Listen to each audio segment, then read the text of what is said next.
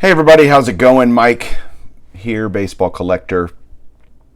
And I'm about to do a video that, I did about a year and a half ago. Sort of. I kind of lied. I said I was doing the complete 1960 Topps Hall of Fame set registry.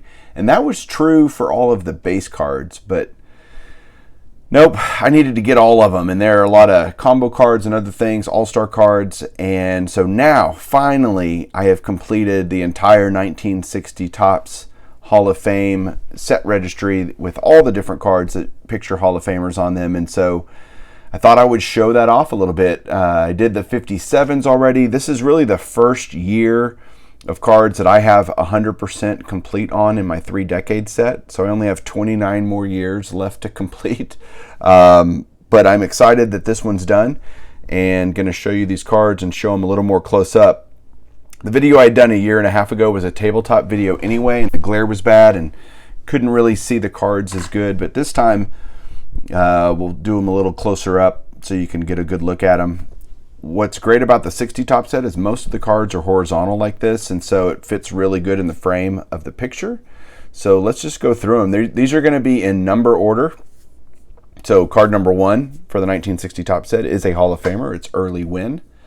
And then there are some cards, as I get to the next card, that are kind of up and down like this. And so I'm going to show them like this, because I don't want to have to move the camera around. But here we got Willie Mays, Master and Mentor with the manager, and that's an excellent 5. But a really cool card. There's a lot of cool, multiplayer cards, multi-person cards on here. What's great about this 1960 Top set is my grades here just run the gambit. I got 3s to 7s and everything in between. And so just lots of nice, cool cards. Here's the Ernie Banks in a 6. Nice. There is the Brooks Robinson. That's in a 7.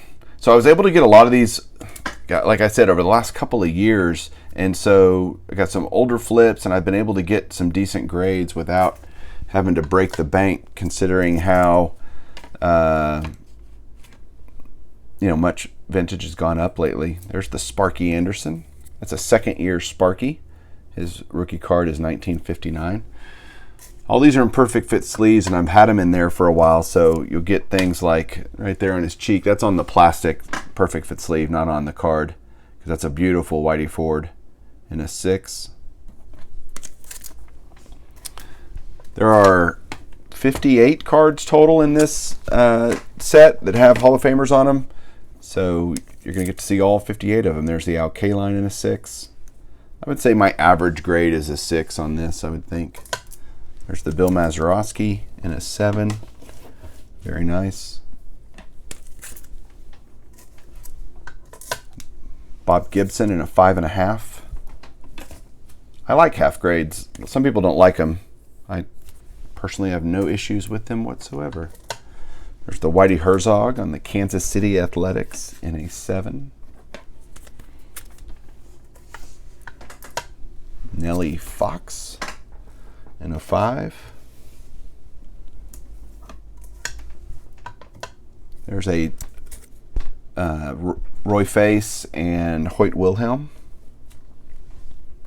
I think they're in several cards actually together, multiplayer cards. There is a couple of big rookies in the 60 Top set. The biggest one probably, in my opinion, is the Yastrzemski. Beautiful design. This is an excellent mint 6. That's my highest graded one. I also have a 3 right there, so got 2 of those. The 3 I got when I was a kid. I think I've told that story before. Here is one of several mantle cards in the 1960 Top set with Ken Boyer. Rival All-Stars. That's a 4. Most of the mantles are not high grade. There's a Hall of Fame manager, Dick Williams, also with the Kansas City Athletics, in a near mint 7. There's the Willie Mays, a very nice 6. Great card. KILLEBREW, awesome. HARMON KILLEBREW and a near mint 7. Like, I couldn't afford, I guess I could afford 7. You can afford whatever you want if you want to buy it, but things have just gotten so much more expensive. 7s are nice in 1960 tops. Oh, I lied. I said I was going to hold these a different way. Here's the Walt Alston manager card for the Dodgers. And that's actually in an 8. I think that's probably my only 8, but I don't know that for sure. Beautiful. Now we got a run of manager cards here because there's several of them. Hall of Fame managers. There's Joe Gordon for the Indians. Hall of Fame manager. Oh, that's also an 8. Look at that. And I got Al Lopez with the Chicago White Sox in an 8 OC, which, as you know, any qualifier basically bumps it down 2 grades, so that's the equivalent of a 6. And the last manager card is this one here for the great Casey Stengel for the Yankees. That's only in a 5. Next up, we got Mound Magicians. You got Lou Burdett, Warren Spahn, Hall of Famer, and what's the first name of Buell? I don't know. Let's find out. Let's see. Don't know. Bob Buell. There you go, Bob Buell. There's Louis Aparicio in a 6. Stan Musial in a 5. Robin Roberts, beautiful, 7. Sharp corners. That's typically what I'm finding the difference between that 7 and say that 5 is some of the coloring. You know, the color's a little bit brighter on the 7s. The corners are nicer, obviously, but there's a very nice Hank Aaron in a 5. Richie Ashburn on the Cubs in a 6. The second big rookie in 1960 tops is Willie McCovey, and there he is in a 5. Definitely not a bad looking card there. There is Bob Clemente, Roberto Clemente in a 5.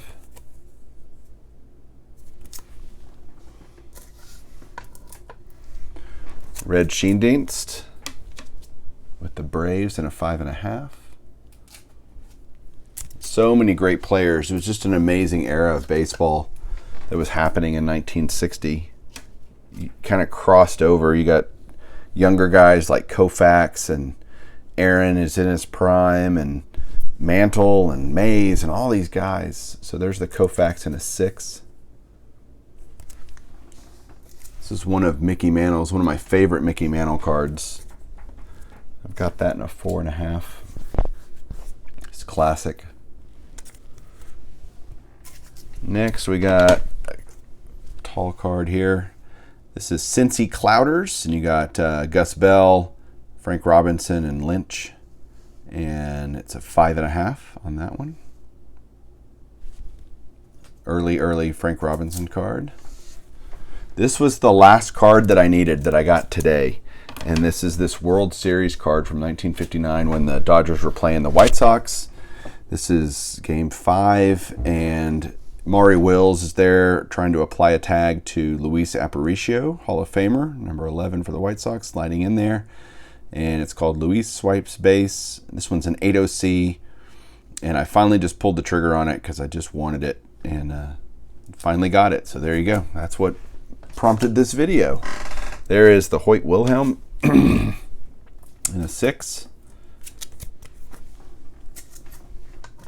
Eddie Matthews in a 6. Certainly 6 is the most common grade I have, without doubt, because that's a good collector grade for the 60s. There is Harvey Kuenn and Nellie Fox showing off their mitts there. American League Kings. There's the base Warren Spahn. You saw him earlier in a multiplayer card. That's a 6.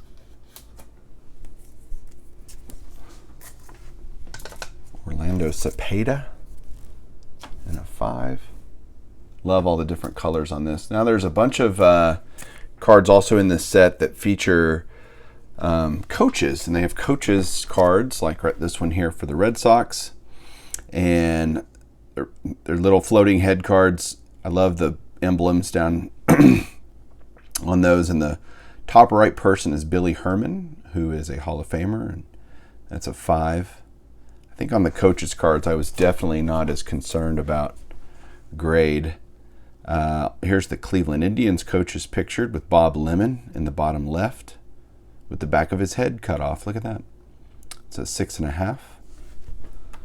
You got the Detroit Tigers coaches with Luke Appling in the bottom left, and that's a 7. And the last one is, oh shoot, there we go, Yankees, New York Yankees. And you got Bill Dickey, top left, as the coach. That's in a 6. Yankees coach Bill Dickey.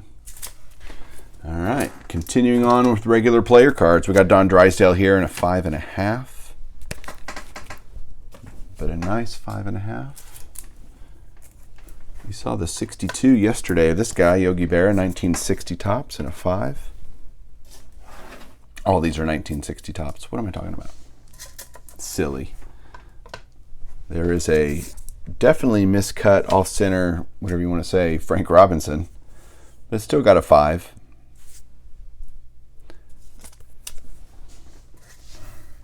There's the Duke of Flatbush, Duke Snider.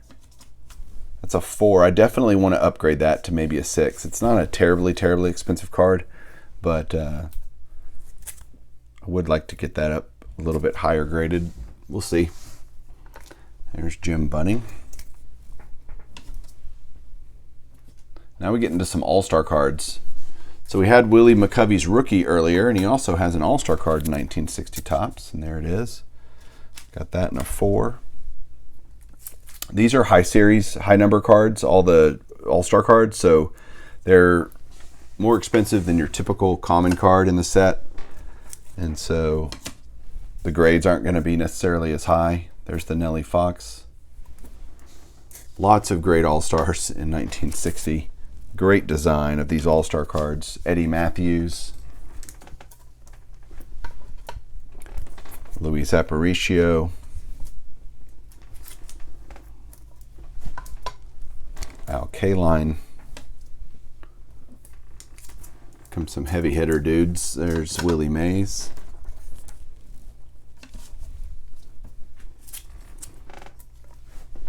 Ernie Banks.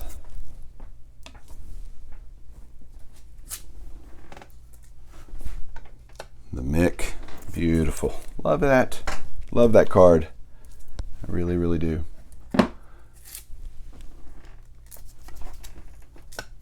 Hank Aaron. You can see that all-star teams were stacked. Absolutely stacked. Hank Aaron. And then the last card that I have for this entire run is card number 570, which is the all-star card for Don Drysdale. So there you go, guys. All 58 cards of the Hall of Fame registry for 1960 tops. I hope you enjoyed it. Let me know what you think down below, and we will catch you guys soon. Keep collecting.